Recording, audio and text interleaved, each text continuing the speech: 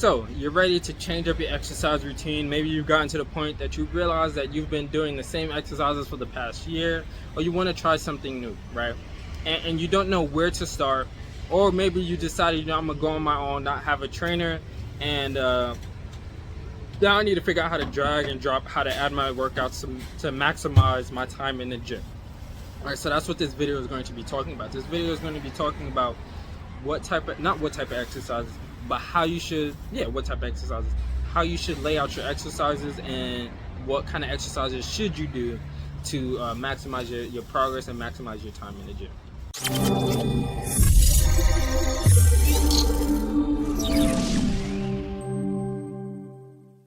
How's it going, everyone? My name is McKinney from 3F TV, Faith, Fitness, and Finances. Today we'll be talking about that middle of fitness. But before we begin, I want to make sure that you subscribe to the channel. If you're a repeat watcher, repeat viewer, you already know this is going to be flames and fire. You should just go ahead and subscribe. I don't know what's taking you so long. And if you're new to the channel, welcome. You're in for a treat. If you didn't know, I created this channel to spread the message, to spread some education, to really help people in two areas I feel are very important to me and very important to different coaches that I'm involved in. So today we're going to be talking about fitness. So right now I'm going to give you 3 different tips on how to program exercise, how to choose the exercises for you to do, and how to maximize your time in the gym, out of the gym, and just make the most progress you can, right? So the first 3 tips, not the first 3 tips, all 3 tips is going to be, no, I'm not even going to give that to you. You're just going to have to watch the whole video. I'm going to give you one at a time. But the first one is going to be something simple as make sure you have 1.5 to 2 times the amount of posterior exercises as you do anterior exercises. If you do not know the difference between posterior and anterior, I'll tell you right now. So anterior is going to be the front of your body. So everything you see when you look in the mirror is anterior. Posterior is everything behind you. So it's going to go from the back of your neck all the way to your traps and your rear delts and your lats, down to your glutes, down to your calves. So that is going to be your posterior. Your anterior is going to be everything, like I said, you can see in the mirror. So it's going to be your chest. It is going to be your facial muscles, I guess, your biceps, your abs, or your core, I should say, and then your quads and everything down. So that is going to be anterior, right? So how do you choose that? If you do not know what exercises work what muscles, the easiest thing you can do is you can go to bodybuilding.com and look at some of the exercises that you do, right? And it's going to tell you what muscle it works at, and just based on that you can say, okay, this is in the front of the body, so this is the anterior, so I need to have one of those, right? So to make this as simple as possible, what you're going to do is you're going to take out your week, and let's say you work 3 times a week, work out 3 times a week, right? So you know that's full body if you work out 3 times a week. And if you don't know why it's full body, I'll post a video on that later on how to set up your workouts training split, right? But 3 times a week, full body. So let's say you do have 10 exercises you do. I'm gonna just keep it simple and 10 exercises. So that means you need to have 3 anterior, 6 posterior, and then you can have 1 freebie exercise, right? Let's say that. So what you're gonna do is you're gonna say Monday, Wednesday, Friday. Say that's your workout schedule, Monday, Wednesday, Friday. So on Monday, Wednesday, Friday, you're gonna make 3 lines, or you're gonna put 1, 2, 3. And then 6, 7, not 6, 7, 8, 9. You're gonna put 4 through 9, or you're gonna make 6 boxes, and you're gonna put that there, right? It could be boxes, it could be circles, it doesn't matter what. But what you're gonna do is you're gonna find 3 exercises. Say, all right, what 3 exercises am I going to put that works with the front of my body? And you're gonna write those 3 exercises down. So let's say you want to do a chest, so it's gonna be a chest exercise. So push up. Maybe you're gonna do a bicep curl, and then maybe you're gonna do a lunge, right? So that is going to be your anterior. For posterior, you can say, okay, I want to get my glutes. I'm gonna do a glute bridge.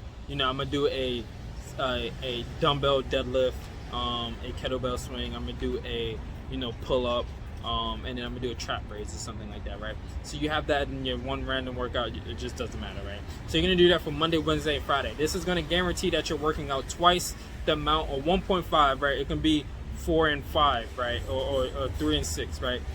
So you're going to do that because,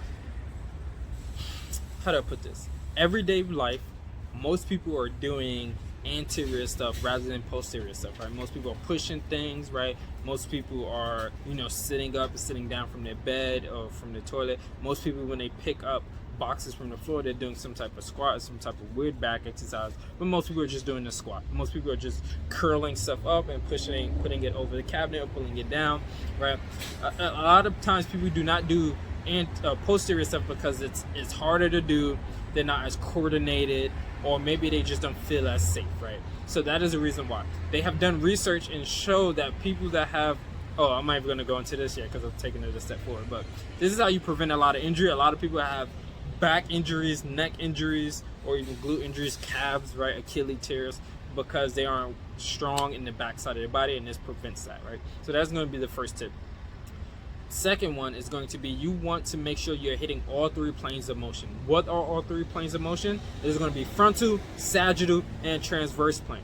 Frontal plane is going to be anything that involves abduction, adduction. So that's like a lateral raise, right? A wide grip pull down or pull up, or even a a glute clamshell, right? That is going to be frontal plane. Sagittal plane is going to be anything that involves flexion or extension. So that's going to be a squat, that's going to be a bicep curl, that's going to be a chin up, right? Or a bench press, right? Transverse plane is going to be anything that involves twisting or anti-rotation. So that's going to look like a bicep curl, that's going to look like a cross-body pull down, that is going to look like a practice baseball swing, right? That is going to be transverse. Ideally, most people are not doing a mix of this. Most people are probably doing 80% sagittal plane. And if you do not believe me, go look at your workout schedule, which you have done, and compare this. See if this is a transverse or frontal or a sagittal plane exercise. Most of the time it's sagittal, and most people are working in the sagittal plane of motion. If you think about it, when you go to open the door, you don't open it from the side, you look straight at it. When you get up from the toilet and you need to do something, you don't sit down in a weird crisscrossing way. You sit straight up and straight down. Almost everything we do, when you want to talk to someone, you turn and face them. You don't look like this, right? It is not good, and people do not train this. So you want to make sure you have about 30% transverse, 30% frontal, and then the rest can be sagittal. You want to work on that. This is why they've done research, and they've shown that about a good amount of kids, a good amount of kids, I forgot the exact number, that participate in 2 or more sports have less injuries than the kids that participate in one sport. The reason why is because when you start participating in one sport, you get so zoned into that frontal or that plane that you aren't working the other motions, right?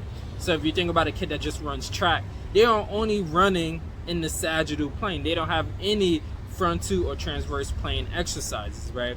So this presents a lot of injuries. This is why you might be an avid runner and say, why do my knees hurt? Why do I have weak ankles? Because you're only working on one plane of motion, right? So you need to have a mix of things. So that prevents that, and that helps you work on a lot of the accessory stuff that prevents injuries in everyday life or even in the gym, and helps you when it comes to just progressing and making the most possible. The third thing I am going to say is going to be having rehab type exercises in your program, having less accessories or showboating muscles like biceps or triceps or even glutes, focused muscles, and having more multi-joint muscles exercises and multi-muscle group exercises in there, right? The reason why I say this is because a lot of times people focus on these showboat muscles and realizing that they're actually leading themselves to more injury. And if they focus on most of these multi-joint, multi-muscle exercises, they are actually making themselves be better prepared for having more gains and more progress. It works more muscles. That means you're going to get more effectiveness out of the time. And then also doing these rehab exercises are going to prevent you from getting injured by everyday life. Most injuries that people have occur from everyday life and not in the gym. Even though most people are scared to get injured in the gym, it actually happens outward. But it happens outside because of things that they are not doing in the gym or things they are overdoing in the gym, right? So this helps prevent a lot of that. You want to make sure you have more chest presses than you have tricep extensions. You want to make sure you have more rows or deadlifts than you have glute clamshells or something like that, right? You want to make sure you have more multi-joint. This is going to help you a lot, right? So these are my 3 tips. Is going to be have 1.5 to 2 times the amount of posterior as you do anterior work, and then you're going to have more transverse and frontal plane exercises in your exercise regimen. you simply do this by looking at your workouts that you have, your exercises, and see, can I tweak this? Can I change this? A plank, you can turn a plank into a pull through, a plank pull through. That makes it a transverse exercise.